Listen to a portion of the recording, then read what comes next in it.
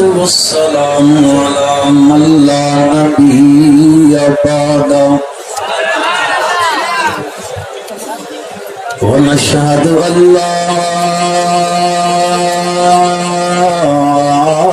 إله إلا الله وحده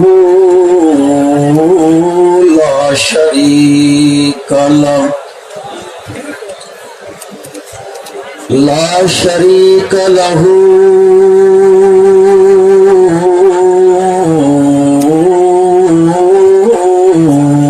في الخلق والأمر ونشهد أن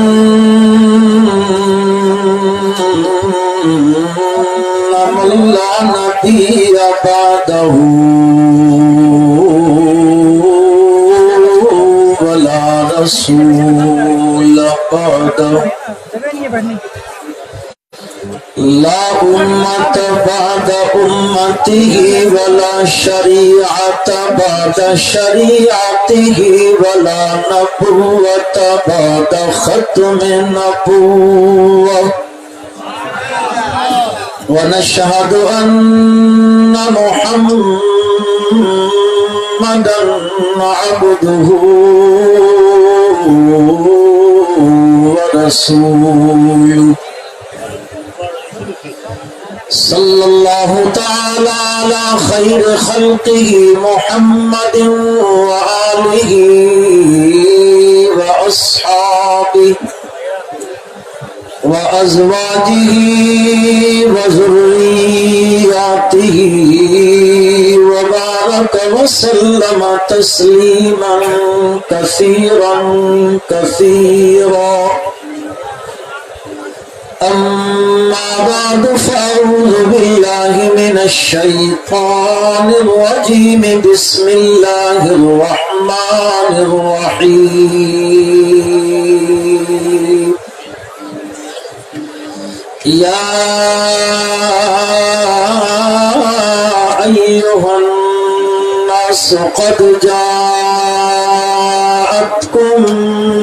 موعظة من ربكم وشفاء لما في الصدور وهدى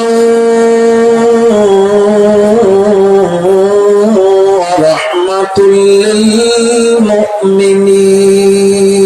للمؤمنين قل بفضل وبرحمته فبذلك فليفرحوا هو خير مما يجمعون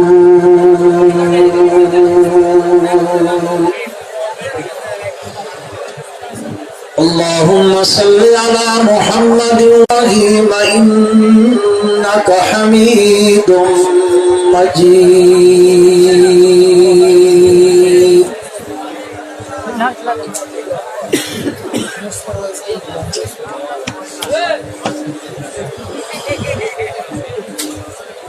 انتہائی قابل احترام حضرات علماء کرام،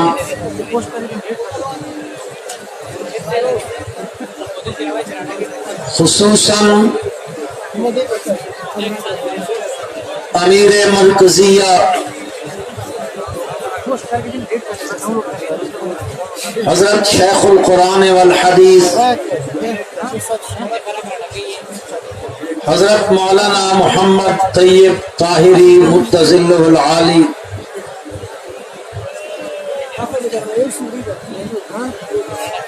گرامی قدر حضرات،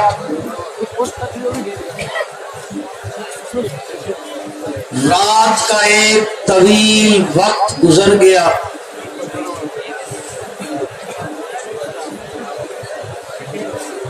آپ حضرات نے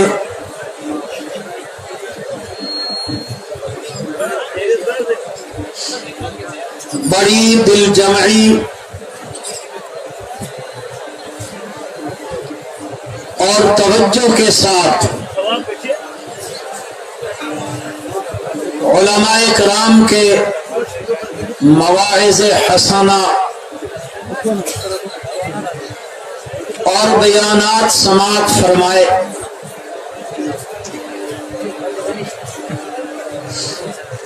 میری دلی دعا ہے خالق کائنات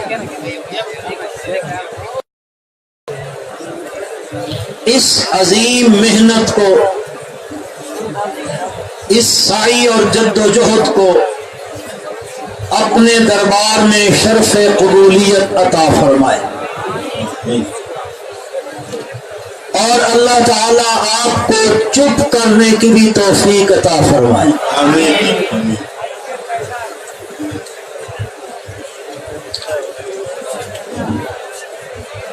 علماء کرام تشریف فرما ہے،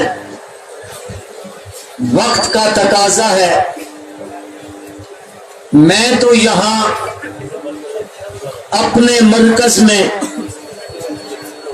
حاضری کے لیے حاضر ہوا ہوں، اور انشاءاللہ جب تک اس جسم میں روح اور جان کا تعلق قائم ہے، انشاءاللہ اس مرکز کے ساتھ ہمارا تعلق قائم رہے گا انشاءاللہ. اور اللہ اس تعلق کو قائم اور دائم رکھے، اور اللہ اس مرکز کو قیامت کی صبح تک آباد اور شاد رکھے. آپ نے بڑی پرجوش تقریریں، بڑی پرمغز تقریریں، بڑی مسجع مقفع تقریریں سماعت فرما لی ہیں. انشاءاللہ زندگی باقی، ملاقات باقی، زندگی رہی انشاءاللہ تو آئندہ اجتماع پر انشاءاللہ میں تفصیلی وقت حضرت سے اجازت لے کے لے لوں گا، چونکہ اب حضرت کا حکم ہو گیا. میں 5-10 منٹ لگا دیتا ہوں. ابھی مجھ سے پہلے جو خطیب تھے وہ بیان فرما رہے تھے قرآن کے انقلاب پر، اور حضرت مولانا امام انقلاب مولانا عبید اللہ سندھی سب کو دو رحمت اللہ تعالی علیہ کہہ دو، ان کے ایک جملے سے انہوں نے بڑی خوبصورت تقریر فرمائی. الحمدللہ اتنی پختو میں بھی سمجھتا ہوں. میں ذرا دوسرے انداز میں، بات وہی ہے کہ قرآن وہ کتاب ہے جو در سے، ذرا بولو تو صحیح یار. میں ظہر سے آ کے اب تک پختوں میں تقریریں سنتا رہا ہوں، آپ تھوڑی سی اردو میں سن لیں، بول تو دے دیں. قرآن وہ کتاب ہے جو در سے انقلاب ہے. یہ قرآن کہاں پہ انقلاب پیدا کرتا ہے؟ میرے بھائیوں نبی کریم سارے پڑھو سارے صلی اللہ علیہ وسلم نے ارشاد فرمایا، جس طرح لوہے کو زنگ لگتا ہے اس طرح دل کو بھی زنگ لگتا ہے. اور یہ دل کیسے اس کو زنگ لگتا ہے، کیسے یہ بیمار ہو جاتا ہے؟ ایک ہے یہ جسم، اور ایک ہے جسم کے اندر، اور جن میں روح ہے وہ تو بولو، جن میں روح ہے ہاتھ کھڑا کرو. میں تو سمجھا کہ شاید سارے چلے گئے. ایک جسم ہے اور ایک اس کے اندر روح ہے.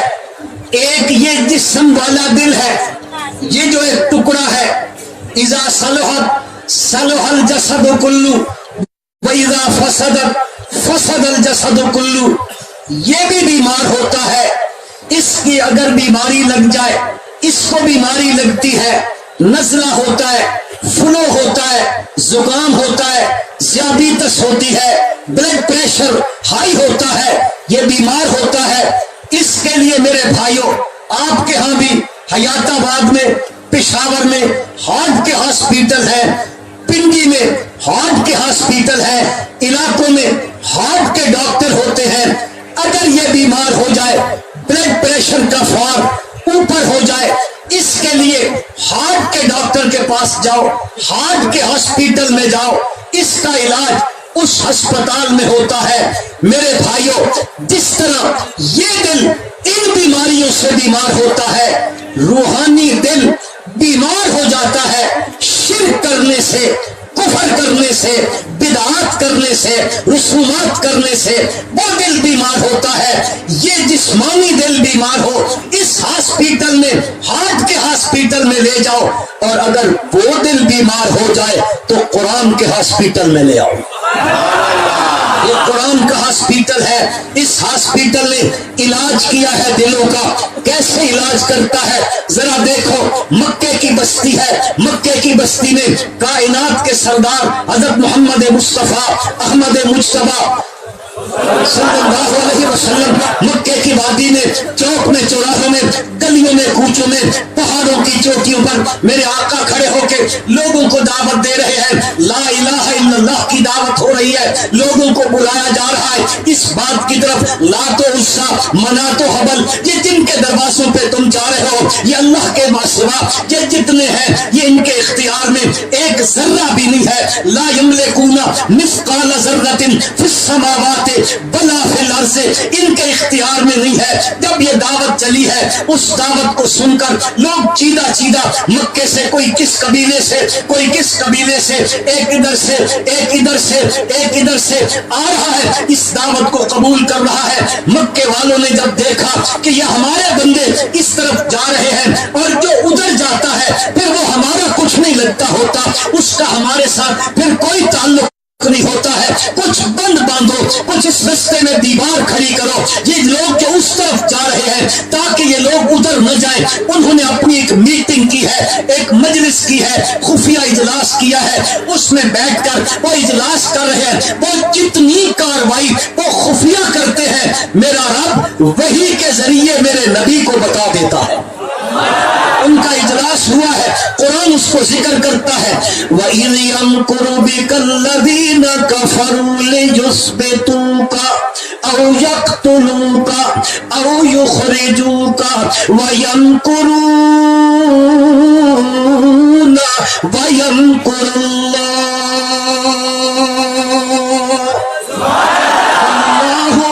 خَيْرُ الْمَاكِرِينَ. میرے پیغمبر صلی اللہ علیہ وسلم کے بارے میں یہ وہ اجلاس کر رہے ہیں. کوئی کہتا ہے جلا وطن کر دو، کوئی کہتا ہے قید خانے میں ڈال دو، کوئی کہتا ہے لیقتلوکا. اب ابو جہل اٹھا، تحریض کرنے لگا، ابھارنے لگا، برانگیختہ کرنے لگا، خطاب کے بیٹے کو کھڑا کر دیا. ذرا دیکھو کتنا دل زنگالود ہے. وہ تلوار لے کے گھر سے نکلتا ہے، میرے آقا صلی اللہ علیہ وسلم کے قتل کا ارادہ لے کے نکلتا ہے. رستے میں ایک بندہ مل جاتا ہے. خیر تو ہے عمر، کہاں جاتے ہو؟ رضی اللہ تعالیٰ عنہ. کہا جہاں وہاں جا رہا ہوں، جہاں سے یہ قرآن کی آواز آتی ہے میں ادھر جا رہا ہوں، وہ آواز ختم کرنے جا رہا ہوں. نہ رہے بانس نہ بجے بنسری، میں اس طرف جا رہا ہوں. اس نے کہا اگر اس وجہ سے جا رہے ہو تو وہ قرآن دار ارقم سے چل کر فاطمہ بنت خطاب کے گھر میں آ گیا ہے. ذرا ادھر چلے جاؤ. حضرت ادھر جاتے ہیں، دروازے پہ دستک دیتے ہیں. لمبی بات نہیں عرض کرتا ہوں. اندر جو جاتے ہیں پوچھتے ہیں، ان کو مارنے کے بعد آخر جب تھک ہار جاتے ہیں کہتے ہیں تم پڑھ کیا رہے تھے؟ اب ذرا میرا وہ جملہ ذہن میں رکھنا. قرآن وہ کتاب ہے جو در سے انقلاب ہے. اب یہ کیسے قرآن انقلاب پیدا کرتا ہے؟ وہ دل کتنا زنگالود ہے، وہ دل کتنا بیمار ہے کہ کائنات کی عظیم ہستی کے قتل کے ارادے سے نکل کے آیا. اب وہ کہتا ہے اچھا تم پڑھ کیا رہے تھے؟ حضرت فاطمہ بنت خطاب رضی اللہ تعالیٰ عنہ وہ فرماتی ہے ہے اے سنو ذرا میں کیا پڑھ رہی تھی، ہم کیا پڑھ رہے تھے، تم بھی سنو۔ اب ان کو سنانے لگے۔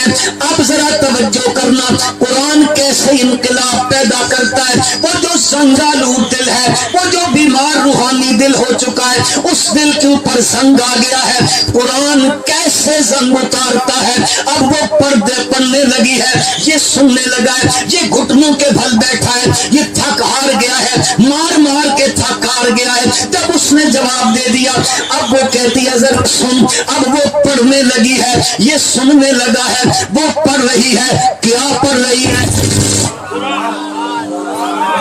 اتنا استاذ کیا پڑھنے لگی ہے؟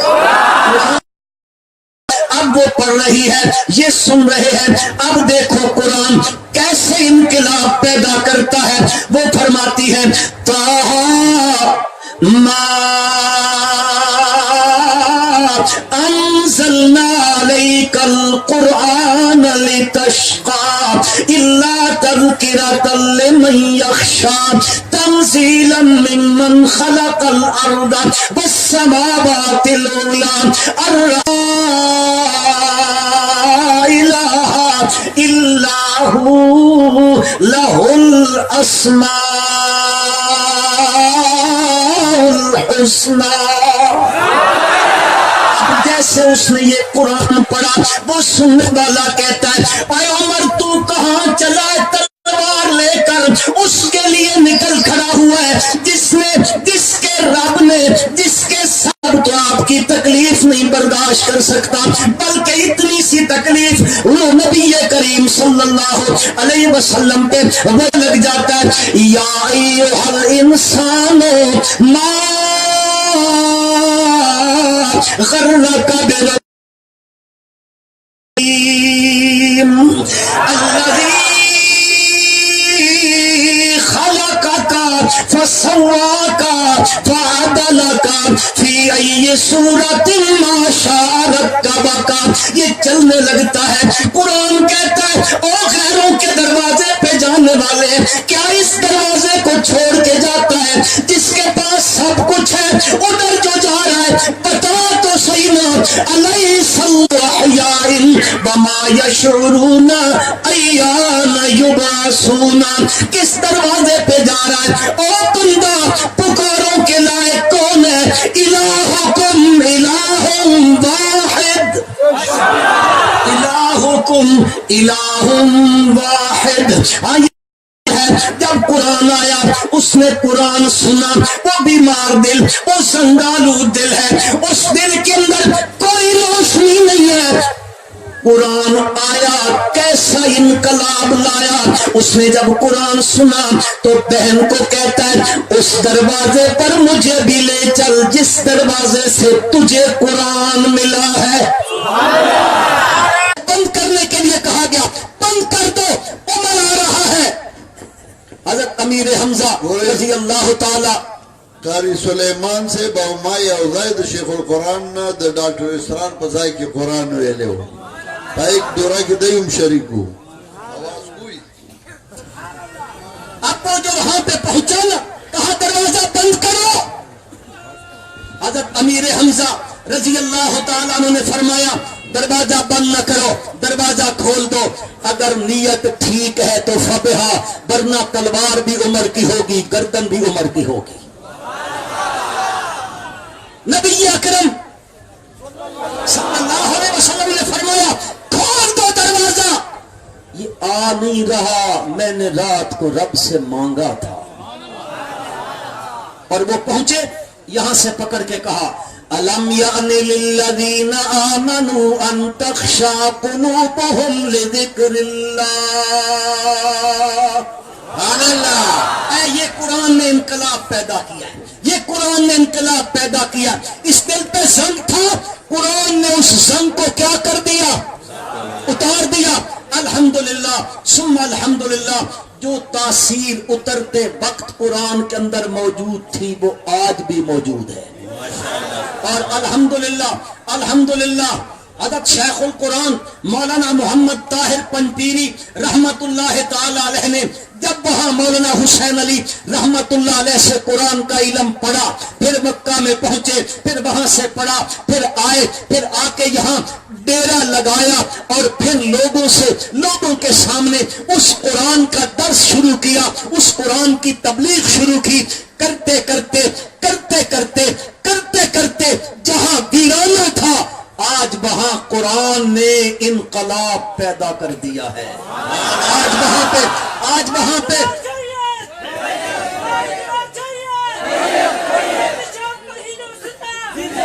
آج انقلاب پیدا ہو گیا ہے۔ الحمدللہ الحمدللہ الحمدللہ۔ کل تک کیا حالت تھی، آج کیا حالت ہے؟ آج ہی لہلاتا ہوا انسانوں کا ٹھاٹھے مارتا ہوا سمندر اس بات کا گواہ ہے کہ یہاں قرآن نے انقلاب پیدا کیا ہے۔ اللہ کرے یہ انقلاب ساری زمین پر اللہ پیدا فرما دے۔